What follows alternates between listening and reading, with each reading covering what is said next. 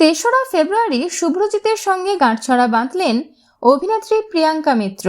দেখুন প্রিয়াঙ্কা এবং শুভ্রজিতের বিয়ের শুভদৃষ্টি থেকে সিঁদুরদান, রইল এক্সক্লুসিভ ভিডিও।